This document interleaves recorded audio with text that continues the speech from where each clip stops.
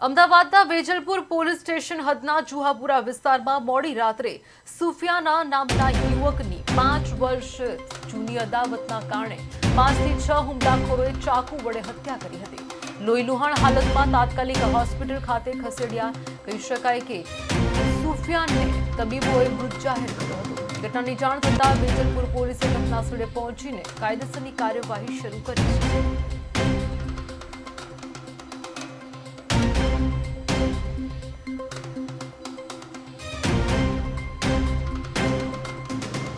माननीय police commissioner Shri Gyanendra Malik sir, sector 2 Shri Jaipal Singh Rathore sir, DCP zone 6 Shri Ravi Mohan Saini सરની સૂચના અને માર્ગદર્શન હતું કે અલગ અલગ ગુનાઓમાં નાસ્તા ફરતા આરોપીને પકડવા માટેની જે ડ્રાઈવના ભાગરૂપે વટવા પોલીસ સ્ટેશન ખાતે 2021, 2023 અને 2024ના અલગ અલગ ગુના જેમાં મારામારી, મર્ડર અને પ્રોહિબિશનના ગુનામાં નાસ્તા ફરતા આરોપી જેનું નામ છે અભિષેક ઉર્ફે બબલુ કેશવસિંહ રાજપૂત, જેઓની ઉંમર 31 છે, જે ડ્રાઇવિંગનો કામ કરે છે, તેઓને ઓરિસ્સા ખાતેથી વટવા પોલીસ સ્ટેશનની પોલીસ દ્વારા તેઓની ધરપકડ કરવામાં આવેલી છે।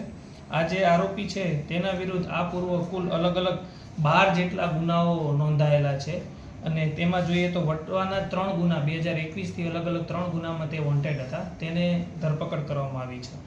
આ સિવાય અમદાવાદ સિટીમાં અમરાઈવાડી પોલીસ સ્ટેશનના 3 ગુના, રામોલ પોલીસ સ્ટેશનના 2 ગુના, નારોલ પોલીસ સ્ટેશનના 2 ગુના અને ડીસીબી પોલીસ સ્ટેશનના 2 ગુના સહિત કુલ 12 ગુનાઓમાં આ જે આરોપી છે તેણે આચરેલ હતા। આ અનુસંધાને તેની ધરપકડ કરીને આગળની અન્ય પણ કોઈ ગુનાઓમાં સંડોવાયેલ હશે તો તે તપાસ કરીને આગળની કાયદેસરની કાર્યવાહી કરવામાં આવશે। સર, આજે આરોપી જે ઓરિસ્સામાં કયા ગુનામાં પકડાયેલો હતો અને કેટલા હથિયારો સાથે? આ આરોપી જે ભુવનેશ્વરના ઓરિસ્સા એરપોર્ટ પોલીસ સ્ટેશનના ગુના આર્મ્સ એક્ટના ગુનામાં પકડાયેલ હતો। આ સિવાય પણ આ આરોપી વિરુદ્ધ અમદાવાદમાં પણ ડીસીબી પોલીસ સ્ટેશનમાં આર્મ્સ એક્ટનો ગુનો નોંધાયેલો છે।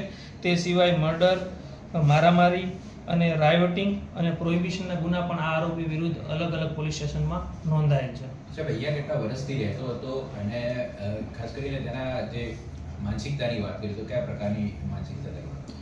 આ વ્યક્તિ પહેલેથી જ અહીં રહેતો હતો અને અલગ અલગ જે ભારતના વિસ્તારો છે ત્યાં ફરીને પોતે ગુના આચરવાનું કામગીરી કરતા